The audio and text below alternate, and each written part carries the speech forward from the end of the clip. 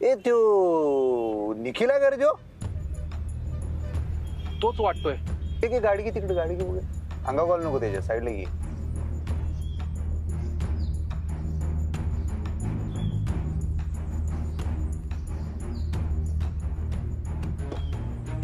अरे निखिल, काय रे, काय झालं? अरे दादा तुम्ही, हे बाईक बंद पडली तिसऱ्यांदा. अरे हे पावसा पाण्याचं असंच होतंय बाईकचं. हो ना, आणि नेमकी ऑफिसला जाताना बंद पडली हो. त्यात रिक्षा पण मिळत नाही आणि नवीन जॉब आहे हो माझा. लोड घेऊ नको, मी माझ्या माणसांना सांगतो फोन करून की तुझ्या बाईकचं नियोजन काय लावायचं ते लावतील. हा ए ओंक्या, ते आपल्या कुलदीपला सांग रे, त्या चौकातनं बाईक घेऊन जा म्हणा, ही बाईक जरा रिपेअर करून आणून दे म्हणा. तो करतोय, लोड घेऊ नको. तुला आज जॉबला नीट पोहोचणं महत्वाचं आहे वेळेवर. चल भिजू नको, चल लाव ही बाईक काढायला लाव आणि बस माग.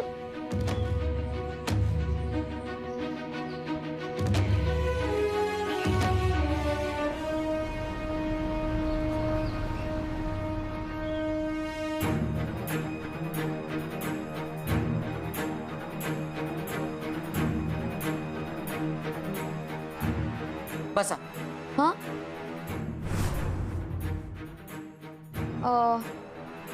मॅडम, आपण इथे का आलो आहोत? म्हणजे मला इथे का बोलावलं? कळल, समद कळल. बस तू अगोदर. नाही, ठीक आहे. ठीक आहे.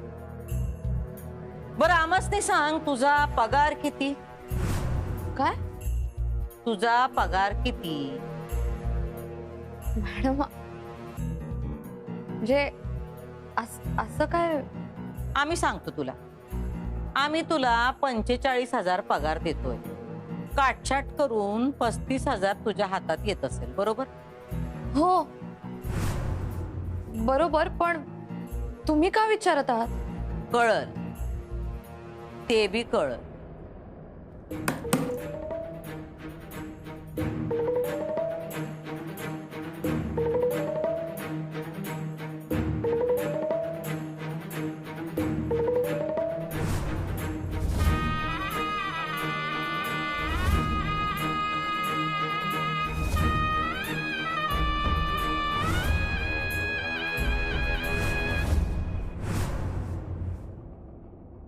बस बस बस दादा, इथेच इथेच. घे घे, साईडला घे गाडी. घेतो घेतो.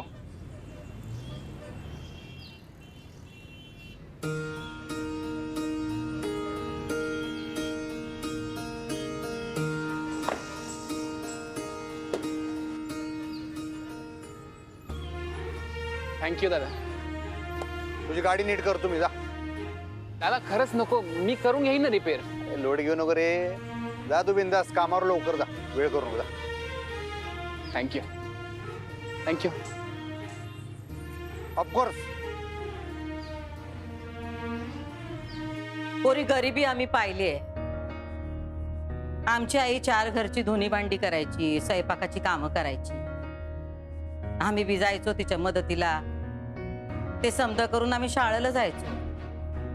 तर शाळेतली पोरं चिडवायची आम्हासनी. म्हणायची, आली धुनी भांडीवाली आली, धुनी भांडीवाली आली. आम्हाला लई वाईट वाटायचं. पण पोरं खिखी हसायची.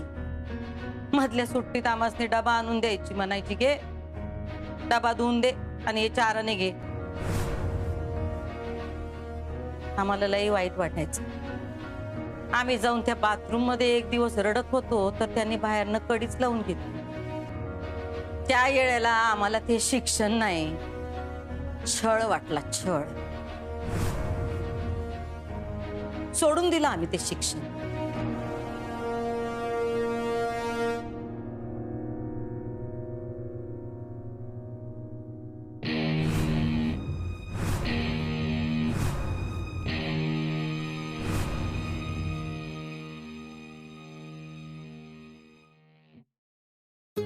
ओंक्या, हे पोरग तसं चांगलं आहे हा. हो रे भावा. तर ह्याच्या बाईकचा आणि बायकोचा हे दोन्ही विषय हार्ड आहेत, ते सोपे केले पाहिजे. हो. चला चला, आपण चला.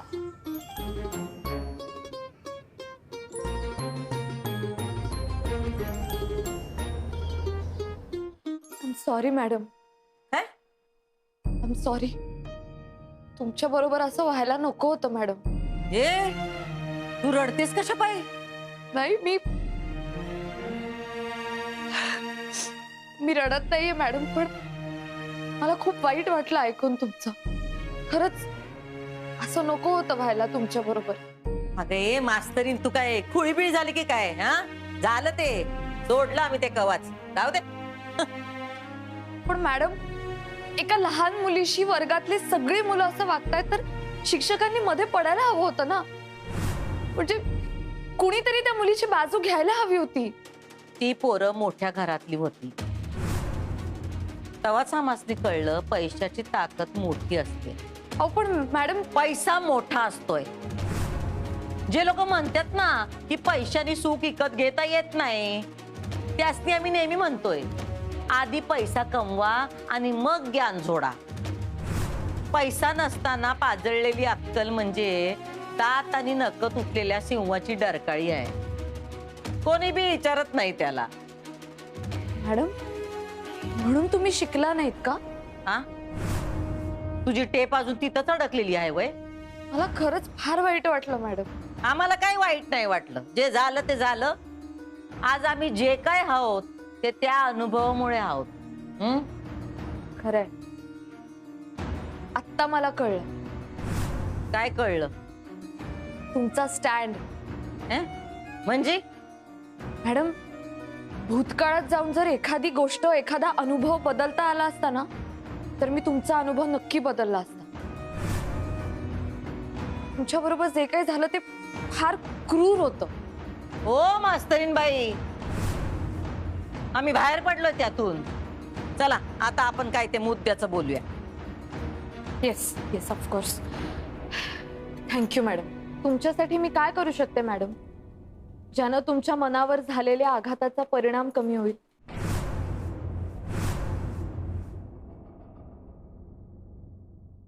ताईचं वागणं तुला तरी पटतंय काही? अगं जीजू किती समजून घेतात तिला, तिच्यावर किती प्रेम करतात. त्या भुवनेश्वरी मॅडम येऊन सगळं सांगून गेल्या तरीही ऐकतच नाही. असं का वागतीये ताई? तिचं तिच्या बरोबर. तिचं तिच्या बरोबर वगैरे सगळं ठीक आहे, पण ती वागती ते बरोबर आहे का नाही ते सांग आधी. इरा, तिचं बरोबर आहे की नाही हे तिला ठरवू दे. हे बघ, मला फक्त ताईचं लग्न व्हायला पाहिजे बस. का? कारण त्याशिवाय माझं लग्न होणार नाही. इरा, लग्न म्हणजे सगळं काही असतं का? त्या आघाताने आमासनी घडवलं. आता आमासनी त्याचं काय बी वाटत नाही. पण मॅडम, तुमचा पास्ट नाही, भविष्य महत्वाचं आहे. आमासनी आमचं भविष्य बदलायचं आहे. म्हणजे आमच्या मुलाचा जीव जडलाय तुझ्यावर, आणि आमासनी त्यांना मोकळं करायचं आहे. आणि त्यासाठी काय वाटल ती किंमत मोजायला तयार होत आम्ही.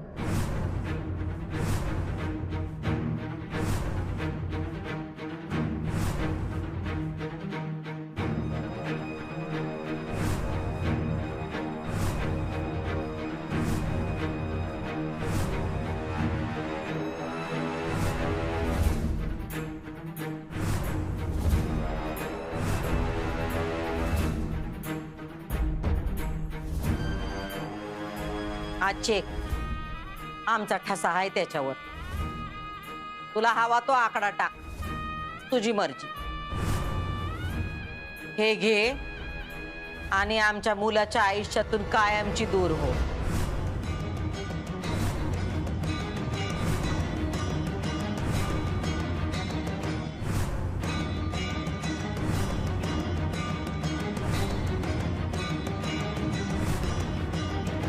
अगं आई, असं का बोलतेस तू?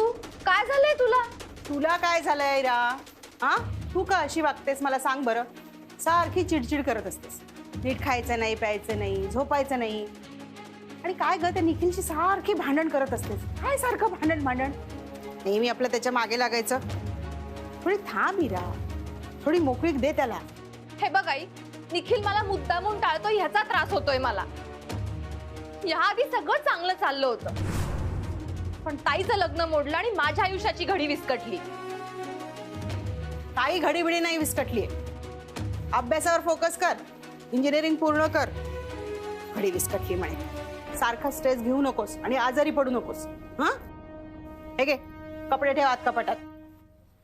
आपलं स्ट्रेस येतो आणि हे होतं आणि ते होतं.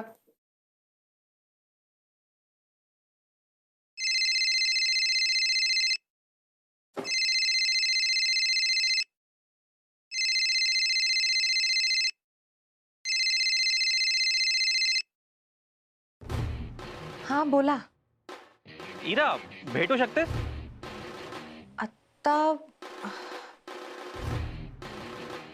इरा, कपडे ठेवले नाही. अगं सोनिया बोल ना. काय आज सबमिशन करायचंय? कोणी आहे का बाजूला? हो हो. अगं फोनवर नाही बोलता येणार मला. भेटून बोलूया. अहो सॉरी, मला नाही भेटता येणार. मला आई नाही पाठवणार बाहेर. कमॉन इरा, तू काय लहान आहेस का आता? आई नाही म्हणाली म्हणून घराच्या बाहेर नाही पडायला. अगं लग्नाचं वय तुझं. थोडं घराच्या बाहेर पड, डोकं मोकळं होईल जरा. किती दिवस घरात बसणार आहेस आणि हा? बर ठीक आहे, मी कळवते तुम्हाला तसं. भेटच. थोड्या वेळात माझा लंच टाइम होणार आहे, तेव्हा भेटूस. ये कॉलेजच्या इकडे.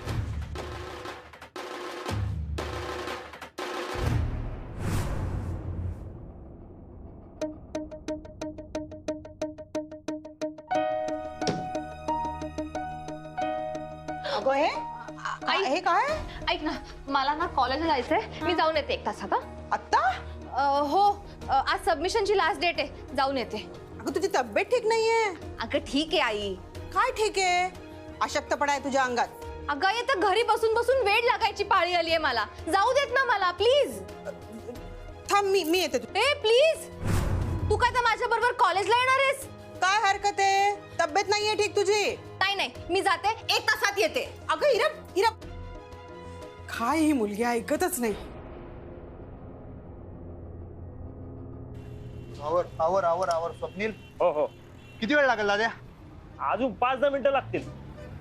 आवर आवर. परत काय प्रॉब्लेम नाही आला पाहिजे. नाही होणार सरकार. तू एकदा चालवून बघ नंतर झाल्यावर. करतो मी, चेक करतो.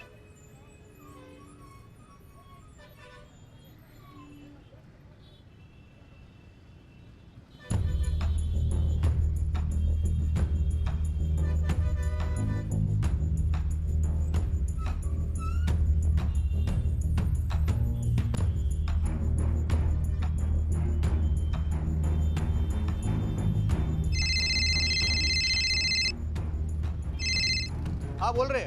हा दादा, मी इथे आलो होतो पण माझी बाईक नाहीये इथे. अरे मीच घेऊन आलोय बाईक इकडे रिपेअर करायला. फुल रिपेअर करून घेतो. पण दादा फुल रिपेअरिंग नको, म्हणजे नाही परवडणार मला. अरे तू तू आहेस कुणीकडे सांग मला. लंच ब्रेक झाला होता म्हणून आपण जिथे बाईक लावली होती ना तिथे आलो मी. मग ये इकडं घेऊन जा बाईक. पण कुठे येऊ? तुला लोकेशन पाठव, ये इकडं. हा बर.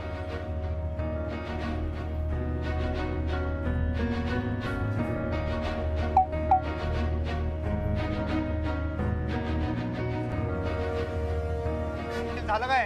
हो हो.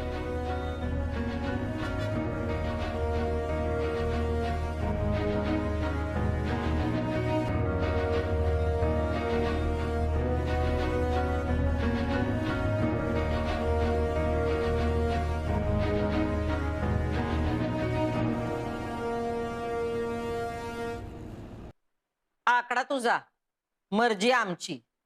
जास्त काय करायचं नाही. फक्त अधिपतींच्या आयुष्यातून दूर व्हायचं, त्यांना अंतर द्यायचं, त्यांना थोडस दुखावायचं. बस, बाकी समजा आम्ही बघतो. मॅडम, हे काय आहे सगळं? काय बोलताय तुम्ही? हे पैसे वगैरे काय आहे हे? आमच्या पोराला मोकळं करण्याची किंमत आहे ही. पण मॅडम, तुमचा मुलगा मोकळाच आहे. तुम्हाला वाटतंय तसं काही नाहीये आमच्यात. आम्हाला काय वाटतंय हे तुला काय ठाव? बरोबर आहे, मला नाही माहित मॅडम. पण तुम्ही एवढे पैसे देताय ह्याचा अर्थ ते तुमच्यासाठी खूप महत्वाचं आहे. आमच्यासाठी आमचा मुलगा महत्वाचा आहे. तू त्यांना सोड. पण त्यांना बंधन नाहीच आहे मॅडम कुठलं. जे काय आहे ते. मैत्री आहे मॅडम, फक्त मैत्री आहे. शुद्ध, निखळ, पवित्र मैत्री. तीच सोड.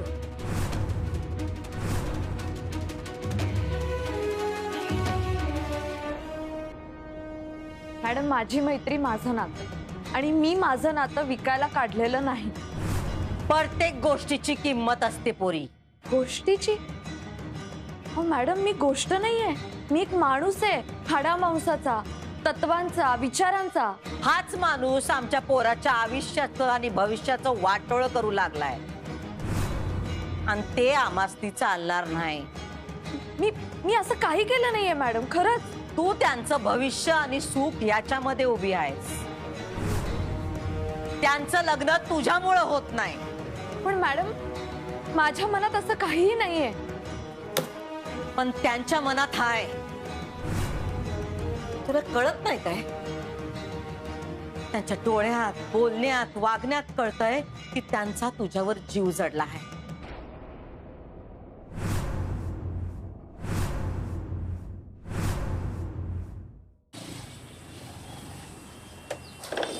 ओके ना? ओके एकदम. ए मध्ये बंद पडणार नाही ना आता? अहो नाही सरकार, नाही बंद पडणार. सगळं आहे ना? हा, किती झाले सांग पडते? 7,800. 700-800. हो. हे जर मोजून बघ, एकदा कमी असतील तर सांग मला, पण मला वाटतं आहेच सगळे त्याच्यात. हा हो सरकार. बघ चला, चावी काय करू? बरोबर एकदम टाइमात आलास. जरा कमी नाही, जरा जास्त नाही. हे घे तुझी राणी. ओके झाले आता. राणी, गाडी रे. सगळे पाठ बदललेत. किती झाले? काय लय नाही, काय किती 400-500 लागले काहीतरी. कसं शक्य आहे? म्हणजे मला तर 7-8 हजार सांगितले होते. हा अरे, काय जास्त बिघाड झाला नव्हता, जरा काहीतरी वायरिंग दिलं झालं तो वाटतं. झालं 4-5 मध्ये झालं का ओंक्या? हो, जराचाच होता. सरकार, हो 7,800 झाले. तुम्ही 9,000 दिलेत मला.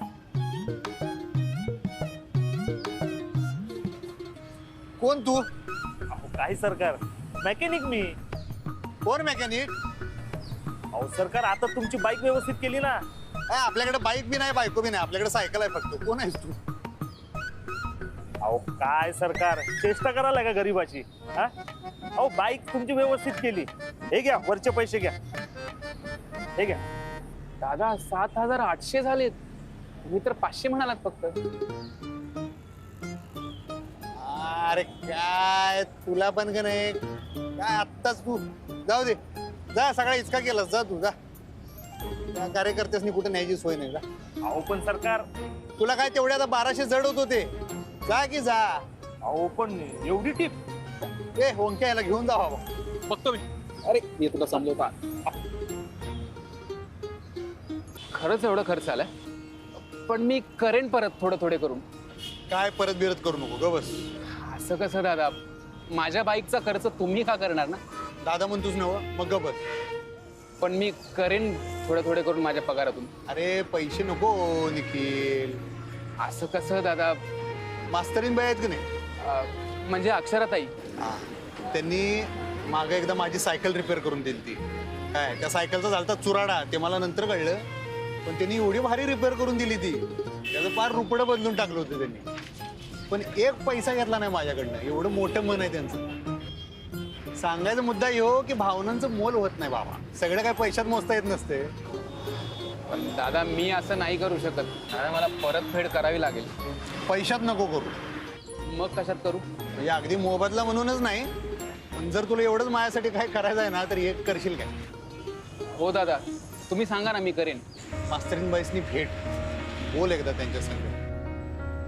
तुझ्या मोठ्या बहिणीसारखं आहेत का नाही त्या?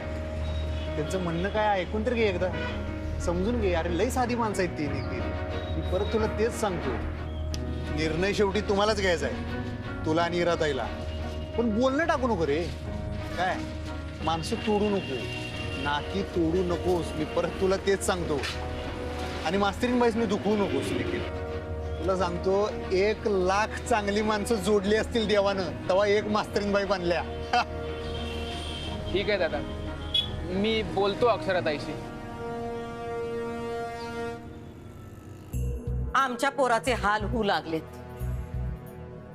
तू आम्हास ती सून म्हणून चालणार नाही हे चांगलंच ठाव आहे त्यासनी. पण तरी बी तुझ्याशिवाय दुसऱ्या कुणाचा विचार करणं जमन झालंय बघ त्यांना. आम्ही त्यांना तुझा हात धरू देणार नाही. आणि तू काय त्यांची पाठ सोडणार नाहीस.